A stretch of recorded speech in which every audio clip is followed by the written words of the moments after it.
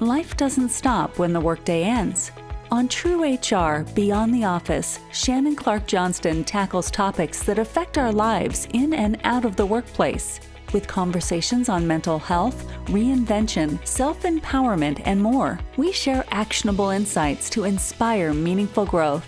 Join us for candid insights and guidance to help you build resilience, create balance, and thrive with confidence in all areas of your life.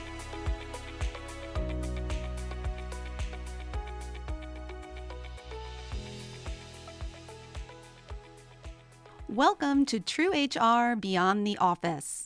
On today's episode, we're going to talk about college admissions stress and how that stress impacts parents and students.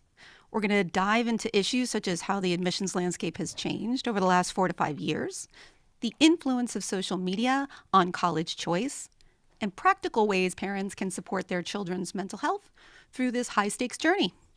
And no one knows more about this journey than our guest today, Alice Fiscaldo. Alice is an independent educational consultant with over 25 years of experience in teaching, coaching, and guiding students and parents through the complex world of college admissions. Alice is an associate member of the Independent Educational Consultant Association and a member of the New Jersey Association for College Admissions Counseling. She also holds a certificate in educational consulting from UC Irvine. She's visited dozens of college campuses, and regularly attends conferences to stay on top of the ever-changing trends in U.S. higher education. Essentially, Alice helps to empower families as they navigate the admissions process, giving them more confidence and clarity. So here we go. Welcome, Alice. Well, thank you, Shannon. It's so fun to be here. It's my very first podcast. Ooh, yay. Well, you're going to love it. You'll just be back for more after we do this one. Okay. And Alice, you know that I am personally invested in this topic, having recently come out of it on what I consider to be the other side of the process with my son starting college this past September. So it is survivable. And we spoke a number of times during his journey about the practical aspects of the process for sure, and you were a huge help.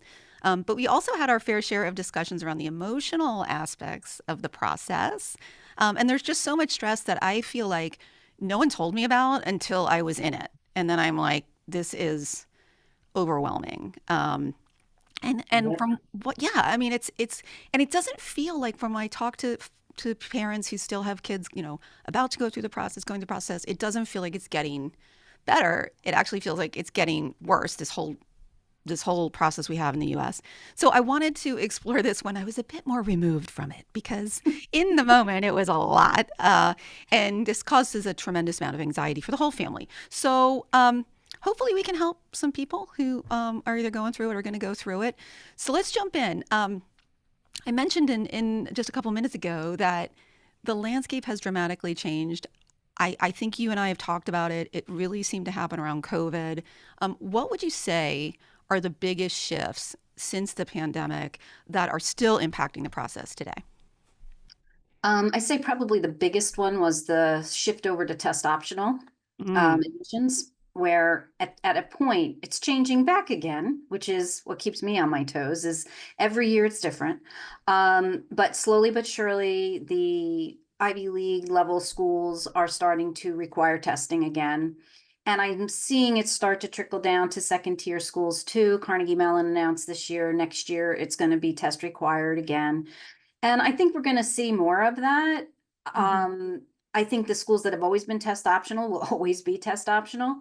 But I think we might see where some schools will adopt it for certain majors, like engineering, nursing, some business programs, because it does give the kids a bar to reach, especially where math is concerned.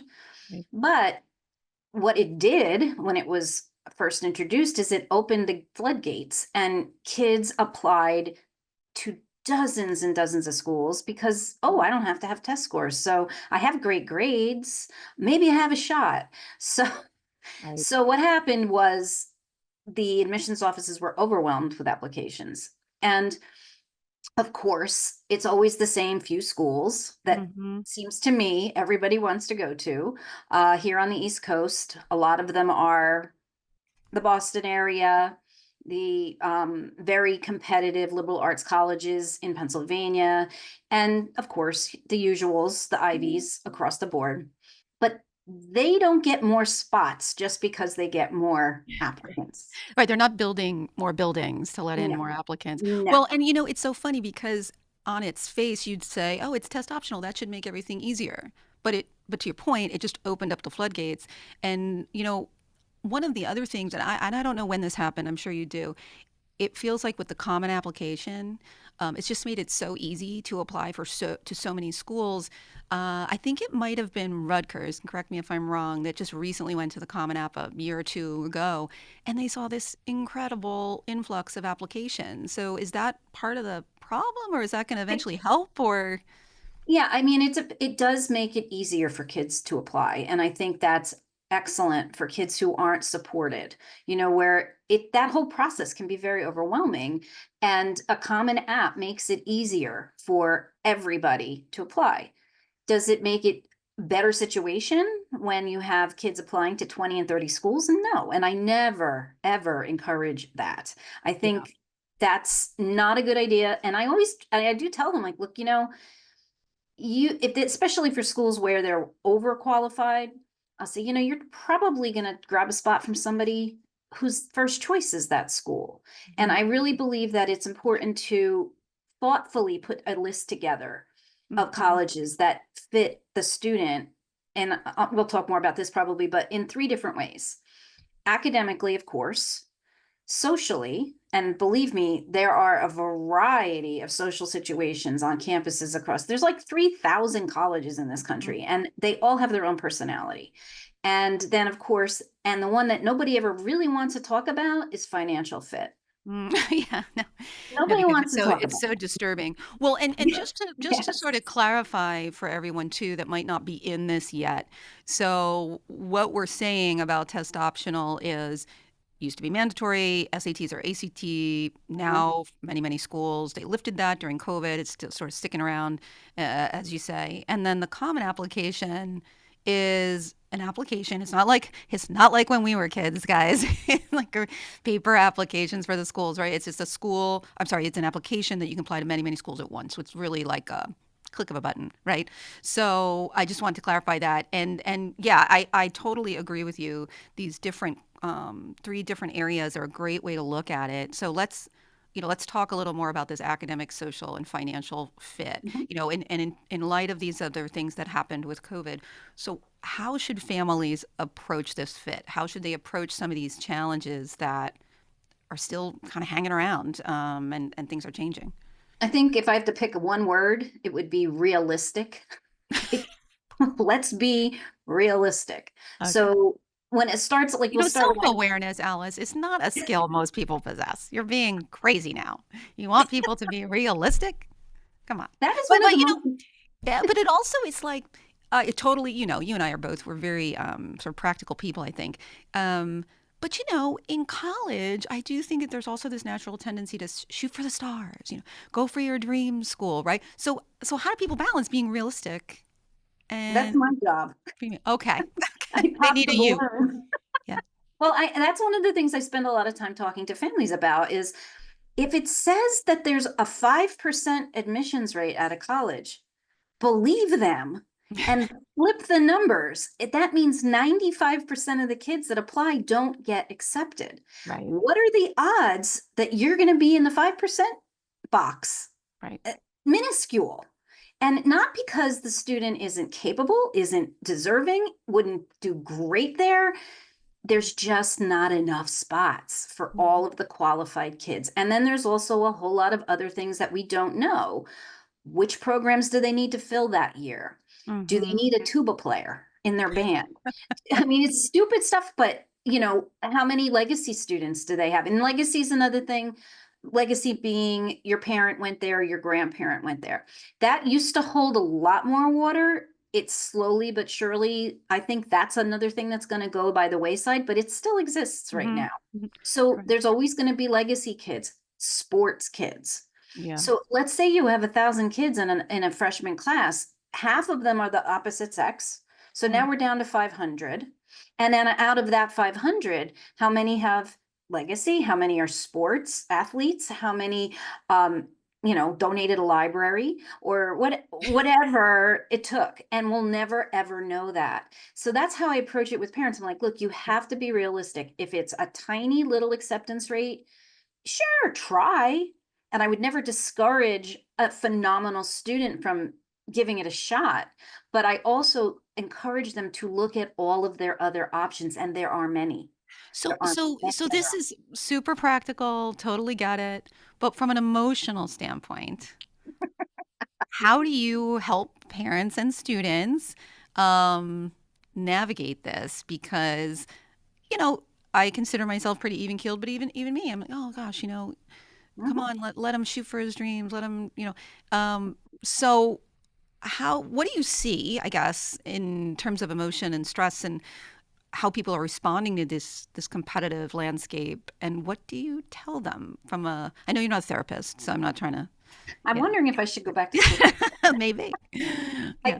I do let them talk, and Yeah. that's one of the things, like, but I would suggest don't talk to your friends that are in the same boat Mm, because they don't know much more than you do. I right. would suggest finding parents who've got kids that have been through this already. Yeah. Find somebody to talk to who has a kid who's already in college or out of college and can speak to, you know what? It all came out okay. And Right. it's Right. not where your kid goes as much as what they do when they get there. Right. And the students that have their eyes on these very almost impossible to attain schools are usually the go-getting kids. They're the kids that are going to do great things no matter where they Or go. where they go. Yeah, and so this is really it's a great point you bring up, because God knows last year it's all I did was talk about this and look on the online about this and all of that. Mhm. But another piece of this that I think you and I kind of touched on when we were preparing for this is social media, which has fueled trends in every which way. I mean, everything from certain areas of the country where schools are becoming more popular, Mhm. often, I mean, even things like I saw, these dorm decorating companies where who has the nicer dorm room, which I didn't even know that was a thing. What school has the better cafeteria, and all the kids are, they're online themselves. The schools are online pushing things.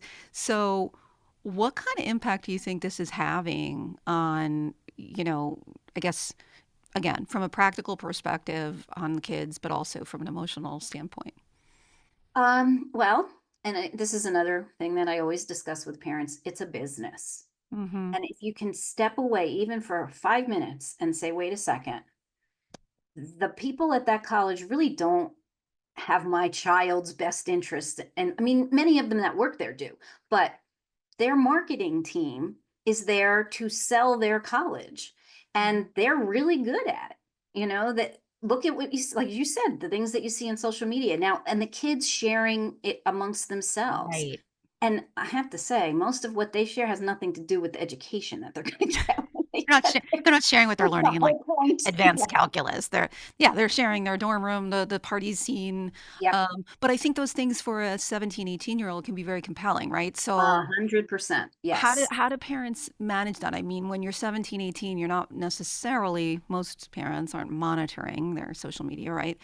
So how do you, I guess, coach parents and students, but parents to coach their children on this social media Mhm. influence? Is that something that comes up a lot? Not all that much, but we do talk about what it's going to be like. I try to talk with the student, and a lot of times I have separate conversations because, as you know, the nature of teenagers. If you're a parent, you're an idiot most of the time. I mean, For it's a just little the while, way. for a few years, yeah.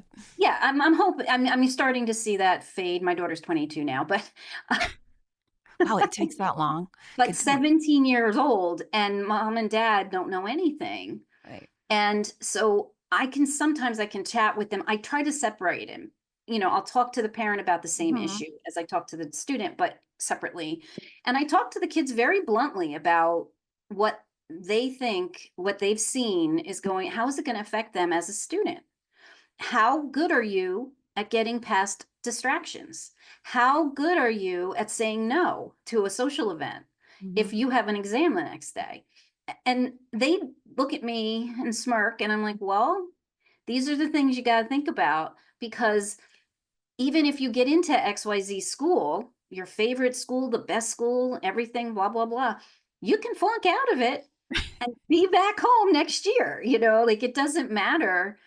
You have to learn to talk. I have tried to get them to talk about themselves and what they are, who they are as a student, Yeah. what helps them be successful, because I know they don't want to think about it, but that's what's going to keep them there. You got Well, to and pack classes. I think what could be difficult too is with the academic, social, and financial fit that you mentioned, probably parents and students have very different priorities in those three, right? And I would guess most kids are socially, that's, what is the party scene? What is not? Do they have fraternities? Do they not? Like, Mhm. what are the dorm rooms like? And not that that kids, we got to give them some credit. There's certainly kids that are looking at the academic profile of the school, but um, so that seems to me to be sort of a natural conflict, right? And Yes. so it's about just kind of, um, like you said, being realistic, I suppose, and setting expectations. And I think just being aware of those three categories, and I think socially, you mentioned this before.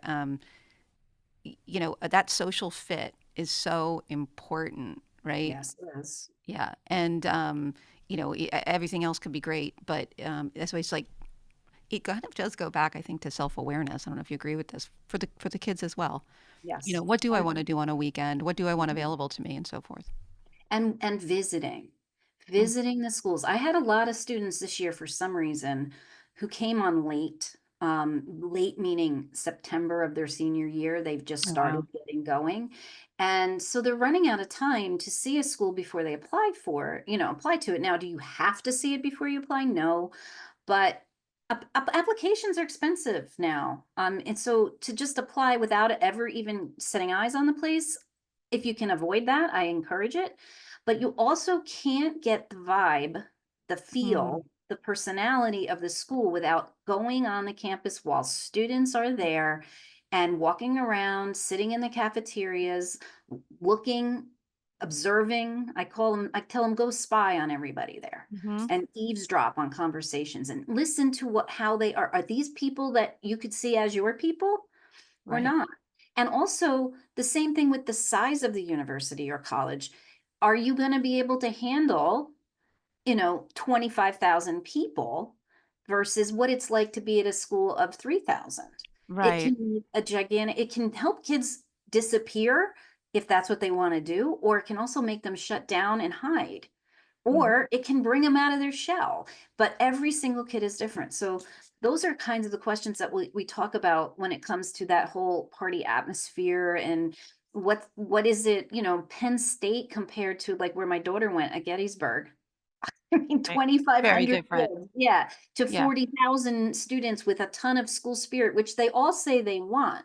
Until sometimes, not always, they'll go and they'll be like, whoa, Yeah, I a agree with lot. you. I think visiting's so important, but you do get a vibe. It's so interesting that, and sometimes I felt in our experience, I didn't even know why I was getting a vibe. Like it was just a vibe. This is divide. And you're like, I don't, and my son happened to him as well. We were at one campus, very well known, very popular college, and we were on the tour, and he turned to me and he said, Mom, I think I'd be super lonely here.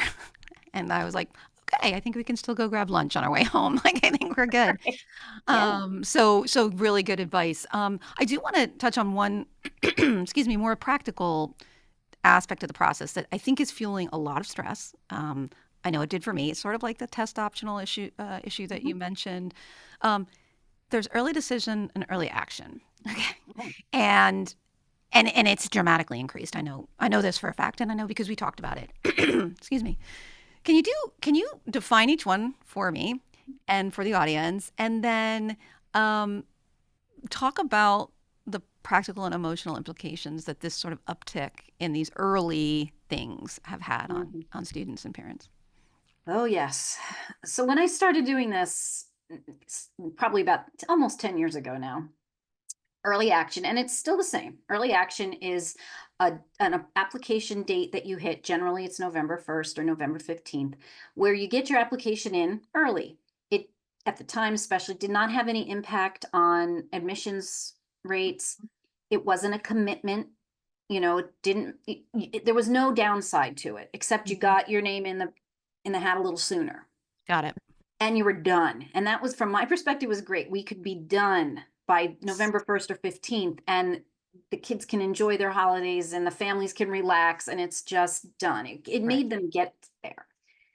In recent years, early action has started to show, there's some evidence now, data, that actually it is starting to impact admissions rates. I read that recently, and Yeah. that's really recent because I think the data was This showing year is even the last first year. I've seen Yeah, that. Yes, which and is that's interesting. new.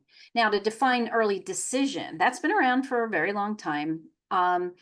That is a committed decision, meaning if you apply to, and you can only apply to one school, early decision, that date is generally early, same time as, early November. A few schools are even earlier, but mostly it's November. That means if you are accepted to that school, you will attend, and you will drop all of your other applications, and you've basically made them a promise that if you accept me, I'm coming, no matter what.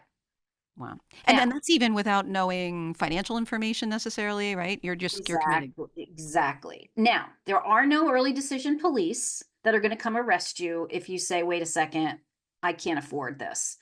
And there are some schools that will actually state that the only reason you can get out of an early decision deal is because we can't make it affordable for you. Right, right. And ethically, I feel like that's fair, but I also feel like for students, if you're going to commit to that, you're committing to that. Well, and I've heard rumors that even though there's no police, that you could get blackballed potentially if they and that the college will sort of there may be an impact on your high school where they feel because I believe, you tell me if I'm wrong, the counselor has to kind of sign off on Yes, this, and the right? parent. And the Yes, the parent, counselor right? and the parent have to sign off on it. Yeah, I mean, it does create some ethical issues, and Yeah, we don't know exactly who right, talks to who right. at those. And again, we're talking mostly at the highly competitive, Hmm. ultra difficult to get into, highly rejective colleges, right? So yes, and I think for the most part, if a student applies early decision, that's where they're gonna go most of the time. At least in my And experience, that's usually what happens. it's for students that they just know that's their number one school, right? It's not like you should apply early decision if you're like sort of maybe kind of I want to go here No, because you are and totally no. committed. Yeah. And I mean, my daughter did that for her school. She was very qualified for her school. I wasn't concerned that she wouldn't get in, but she was a stress ball. And I said, Yeah. if you know this is where you want to be, and you get the scholarship that I thought she would get, which Hmm. fortunately she did, we're good with that. So you can do an early decision and you can go to Gettysburg. And we were done by mid-December. Right. Right. So that's a good tip though, in terms of Yes. mitigating stress. If you're someone like, your daughter, knows they want to go, there's a scholarship that could come through, you're okay with it, everyone's okay with it. That might be a good scenario. Absolutely. Sure. What's not a good scenario, um, to do early decision? Not looking at the finances before Hmm. you do something like that. Just anecdotally, I have a friend whose daughter is at Georgetown. They're very wealthy. He's a doctor. They have plenty of money, but they're paying $90,000 a year, Oh my gosh. and they have three more to go. Whoa. Yeah. And it's hurting. I mean, here's another thing, back to the business piece of it. There's no guarantee they aren't going to raise tuition. Well, right. They do. They usually do. They did to us senior year. We got a 5% tuition hike. So what Yeah. are we going to say? Sorry, you have to leave now. You're done. Yeah. And the thing about it too, there's also a competitive aspect to it, I think, because we got so many different opinions, for my son applying early decision to certain schools. Mhm. And some, we heard it was even more competitive because you are typically with those legacies you mentioned and or the sports Sports, kids, yes. right? Who the school kind of has indicated they want, so they're going to get in.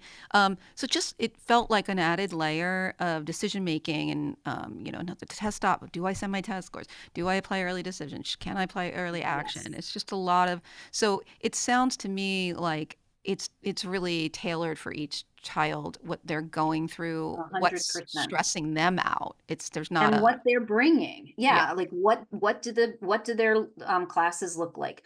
What high school did they attend? The other thing we forget about too, especially in our area in New Jersey, there's a lot of very, very exclusive private high schools yes, feeder that are schools. very much connected to the very exclusive colleges.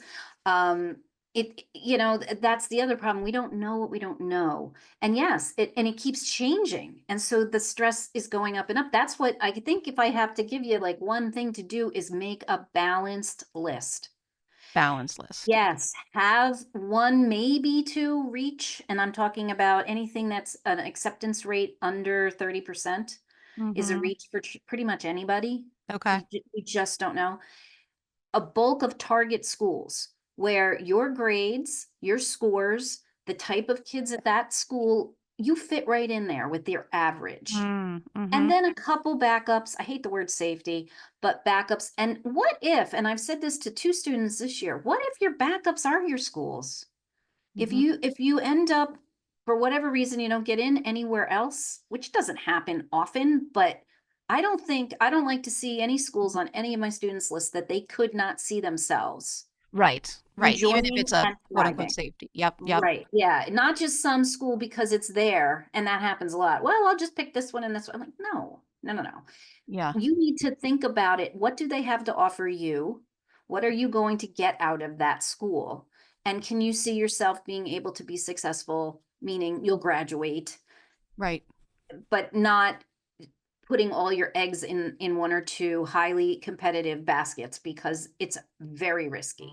Right. And I think in terms of, I would imagine, mental health, knowing Yes. that they have one or two backups or safeties that they're comfortable with, that they would still be excited to go to, has Yep. got to lower the temperature a bit. Well, and then you kind of Yes. led me into my last question, which is, I always like to give the audience one or two tips. You've given us Mhm. several so far, so thank you for that. But when we think about application volumes going up, all these issues that still really exist, and like early action's a great example of something that's new this year, right? Like, and that's getting to be more of an issue. What are a couple of tips that you could give parents or students that they can focus on to feel more empowered and a bit less anxious about the journey? Number one, I would say if it's possible, start the beginning of junior year in the Okay. fall. Slowly, low pressure, go out and see three different kinds of schools, small, medium, and large. Doesn't even matter where they are. Just go get a sense of what a big campus looks like and a medium-sized campus and then a smaller campus. Mm-hmm. Start there. Fall is a great time to visit, and that will get their feet wet. They'll start thinking about it. The kids themselves generally don't start talking about it amongst themselves till the end of junior year. So get started early so you have something to go on, and that will help Yeah. slow the pressure down Yeah. and say, oh yeah, I already looked, I've already seen this. I can think critically about what I've seen and then maybe then build my list at the end of junior year. In the spring, go see more. After you've seen your Mm-hmm. first three, go see some more, and then get all your work done over the summer, essays, all Summer that before stuff. senior year. Yeah. Yes, especially if the student is in a band or in football or another fall sport, they Right. don't have time. I ran into three band kids this year that were making me nuts because they had no time to do their essays and stuff like that. Which is going to amp up the stress as well, obviously. Oh, Now you're under 100%. the They're gun. trying You're, to yeah. cram it in. Yeah. So start early and start slow and build up one little bit at a time. That would be my Okay. first tip. And then I kind of touched on the other one, but look for fit over prestige. Mm, I And love nobody that. wants to hear that either, but fit over prestige because prestige is sometimes unattainable. It doesn't matter who you are or how amazing your kid is. And I've seen it multiple, multiple times, and it's heartbreaking in some ways. But I can tell you that the kids whose heart were broken for a little while have gone on and done amazing things at whatever school they ended up going to, and they leave it behind. They Yeah. do. They Yeah. do. And that prestige wears off really quickly if it's not a good fit in all other It areas, right? absolutely, Yeah. absolutely. And Great. it's just talk about stress reliever, like You know what's funny is the first thing I think where I start to see the temperature come down is that very first acceptance. Yes, I And then agree. they say, I'm going to go to college. I said, Yeah, yeah. there's at least one college that wants Right, me. you're gonna go to college because Yeah. we take it for granted. We look at all of this as adults, but we Yes. forget that they are still kids. Some of them very sophisticated kids, but they are still kids and they don't know a lot about the world and they don't know for sure what their next step is going to be for the first time in their life. First time in their That's lives. when I say Yeah. when I first meet them, I said, this is exciting because you finally get some input as to what comes next. Yeah. All in the past, it was, okay, you go to this elementary school, you go to this middle school, you go to that high school. Right. Now is a big change. The So biggest it's decision they're gonna make in their life at this point in time. Right. That's that's the biggest why decision they'll getting ever them make. to help themselves by starting early is important. Empower them to make those decisions in a smart way by giving them the time to explore what their options actually are. Well, and I think for parents, if the child's starting early, it's just gonna help them too, It right? helps So them it's just too. Yeah. helps take Oh all that. yeah, and talk about money at the beginning. Yeah. Talk about You money at the beginning you as got much to as you talk don't want about to. Yeah. you do not want them falling in love with a school that is going to mean you work till you're 80. Right. Right. Because there are no loans for retirement. That's my Exactly. HR background talking there, right? Exactly. So, Don't yeah, finance it through your retirement. Yeah, exactly. great. Well, those are awesome tips. I appreciate the conversation. And before we wrap up, I just want to let everyone know where they can find you if they need more guidance on anything related to the college admissions process. Where is that? Right here. Just listen to the podcast.